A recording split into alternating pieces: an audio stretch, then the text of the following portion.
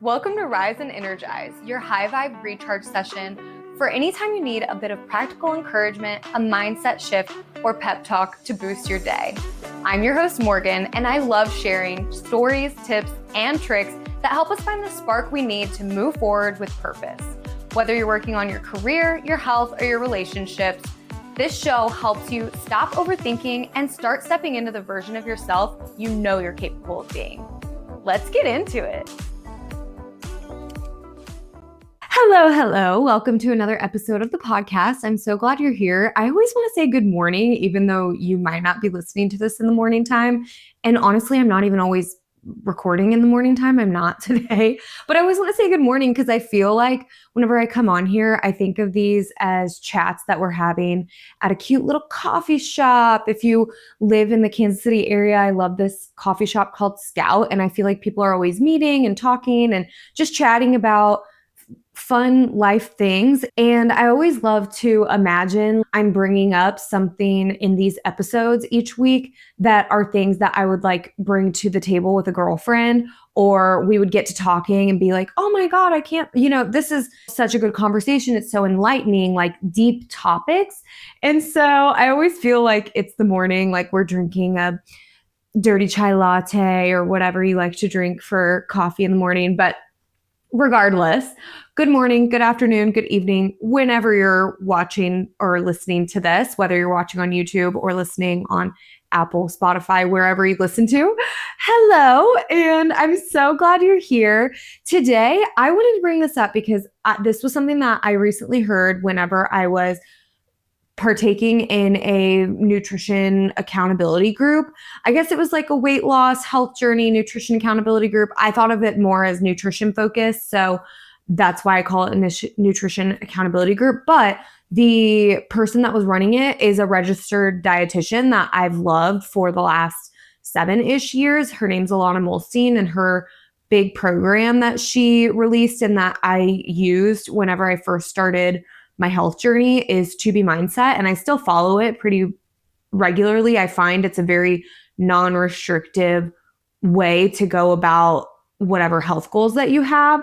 And yeah, I just love it. But I'm not here to promote that or anything like that. I just was on a call with her and she was talking about when you are making progress she was talking about weight loss. So we all know that health is not all about weight loss, but in this specific accountability group, it was about weight loss. So she was talking about weight loss and talking about when you are seeing progress in your weight loss or you're not seeing progress in your weight loss. So when you're losing weight or you're gaining weight, and that there are kind of 3 core pillars that fall into why that's happening.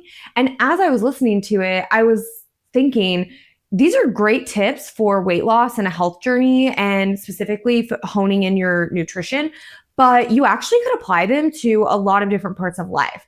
And so I was sitting there thinking about them and thinking about how I could see myself going to hang out with a girlfriend at a coffee shop or at a happy hour or whatever, and talking to them about like, yeah, I heard this thing. I thought it was really insightful, and us getting to talk about that. So that's why I wanted to bring it on here, because I always think of it like I'm talking to you guys about this most recent thing that I learned and that is improving my life. So all that to say, I'm really excited for this episode. I hope that it's really helpful for you and very tangible. I don't know why, but the number 3 has been really consistent lately. Like my last episode, I did 3 small habits that I have acquired over time that have helped to make me a more positive person. And I shared about those. And today I'm kind of talking about the 3 pillars of why you're making progress or why you're not. And I don't know why. I guess maybe 3 is just a really easy, bite-sized, tangible thing that you can apply in your life. But hopefully listening to this episode, some of these things resonate with you and you can start to kind of audit the progress or the area where you want to be making progress and you're not. You can start to audit what things are affecting you the most in that area, and then maybe start to make some progress on them, because being intentional and making progress in the things that we want to make progress with, whether that's your relationships or it could be your family, or it could be your finances, or it could be your career, it could be your health and wellness, or whatever it is for you. We have to be aware of what we're already doing and what is already affecting us before we can correct it. Like you can't improve on something when you don't know what is keeping you from improving or helping you improve. So that's the basis of this episode. So the first one that she pointed out was nutrition.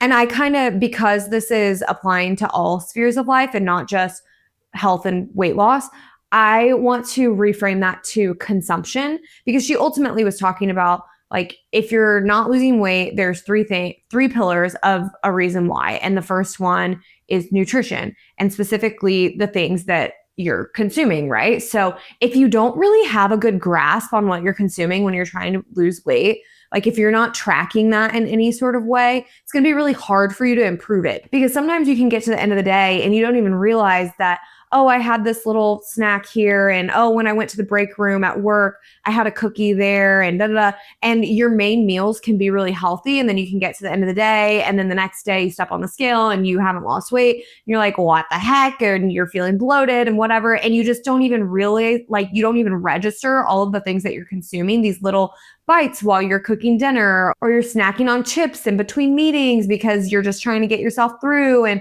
maybe your core meals are kind of healthy, or you don't feel like you ate that much that day. But then when you start to look at it and see the things that you actually are consuming, you're like, oh, actually, I did have a cookie there. Or even, like, I feel like wine gets really tricky, because a serving of wine is 5 ounces, but at home, nobody pours himself 5 ounces of wine. At least me and Jared don't, because it always says the bottle holds 5 glasses. And Jared and I are like, how does this only serve us both twice? Because it's supposed to be 5 glasses. So we really should have one more glass left, but nobody serves himself 5 ounces of wine. So knowing the difference between 5 ounces of wine and 8 ounces of wine, all that to say is just that tracking what you're consuming is so helpful in anything that you're making progress on. Because, like in the weight loss case, if you don't really know what you're consuming, then you're not going to be able to improve on that, or be like, oh, maybe I could do a 5-ounce glass of wine instead of a heavy pour, or I don't even know how much. But this applies to other things too, because when you think about consumption, all of the things that you are consuming are directly affecting the progress that you're making in a certain area.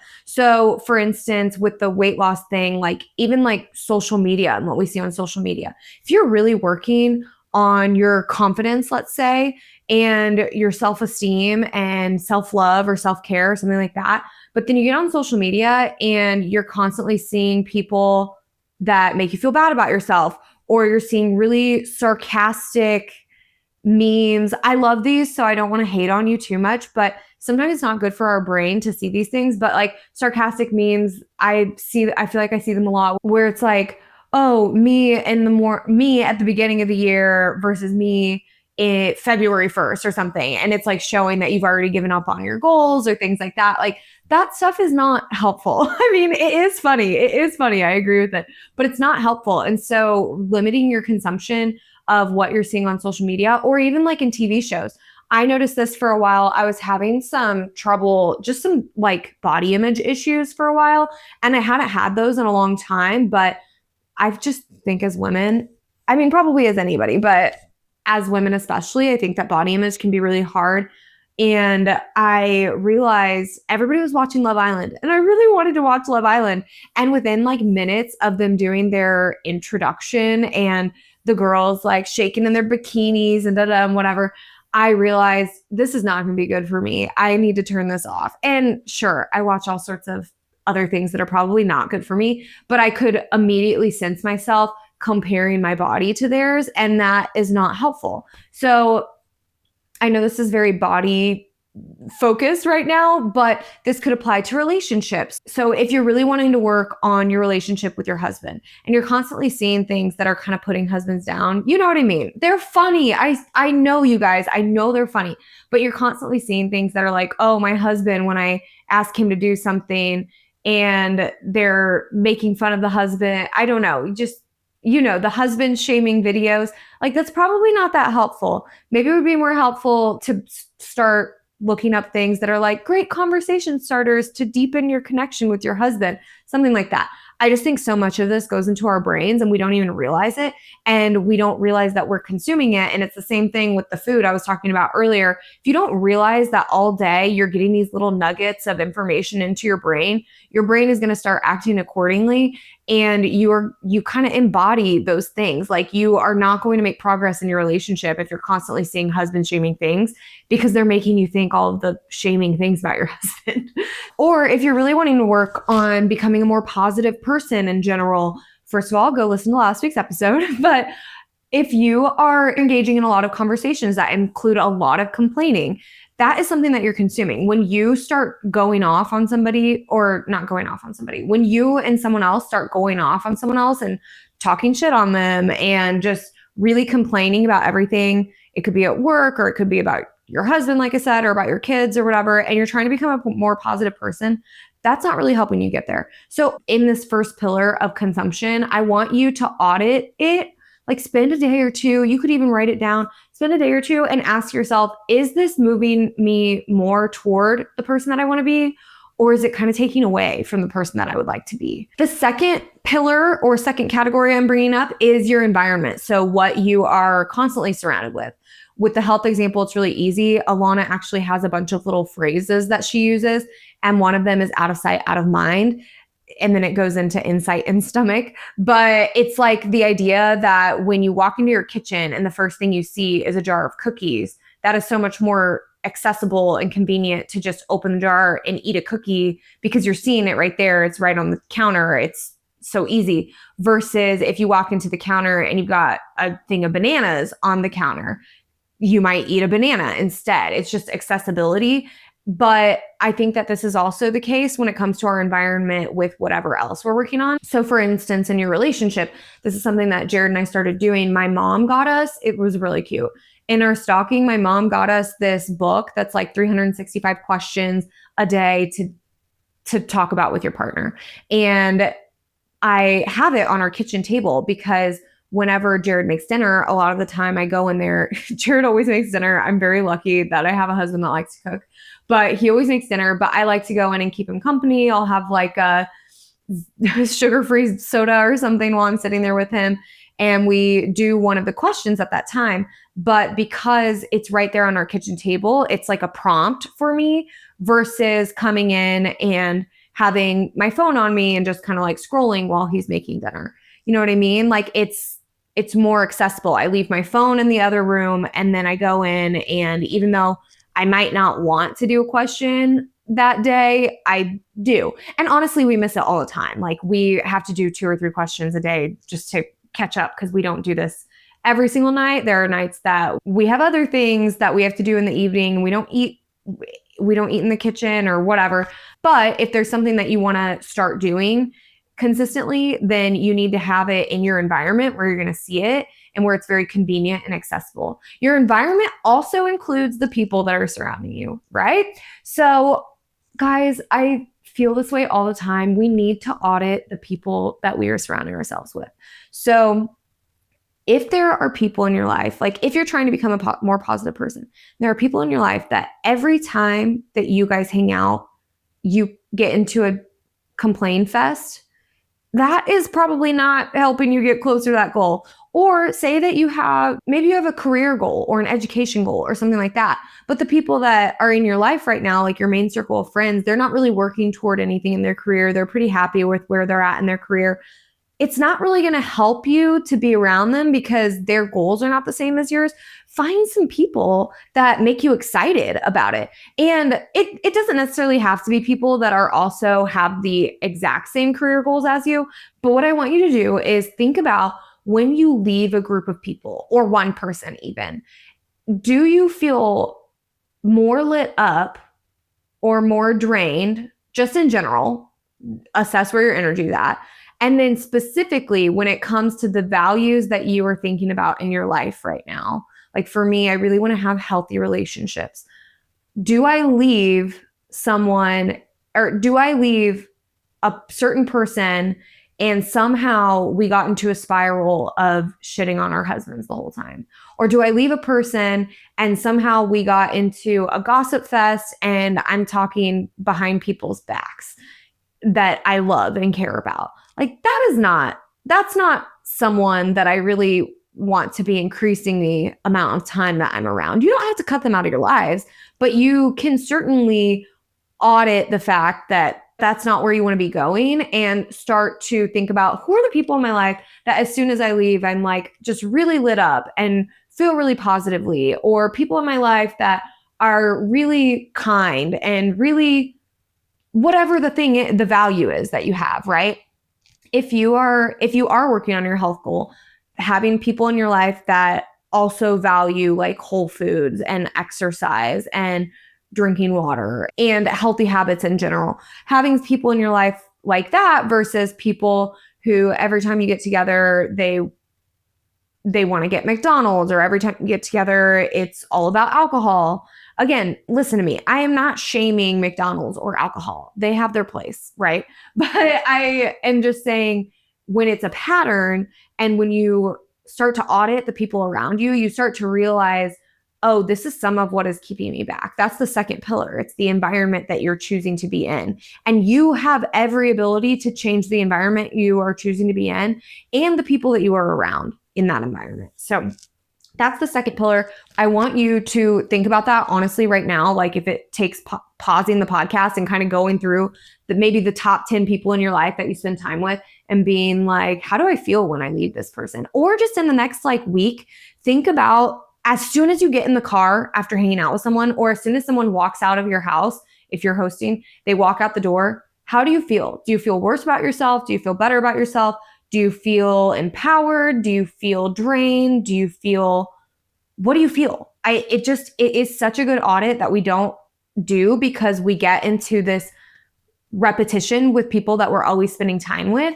Sometimes that can also be us getting into a rut, and you might not want to be in the same place in 5 years that you are now, or in 3 months that you are now. And a lot of that has to do with the people that are surrounding us and the influence that they have on us. So take an audit of that. And the last thing that I want you to take an audit of, I keep saying audit and it almost feels like it's not a real word anymore. You know, when you say something so many times, then it's like, wait, is this even a real word? But anyway, the last thing I want you to take account of is the emotion. So the last pillar, so before I said nutrition or consumption, environment, and emotion. These are the three things that keep us from making progress or drive us to make progress. So what emotion do you feel around the thing that you are striving towards? So like, if it is a career goal, do you feel disappointment about not receiving a promotion? Or do you feel jealousy over someone else?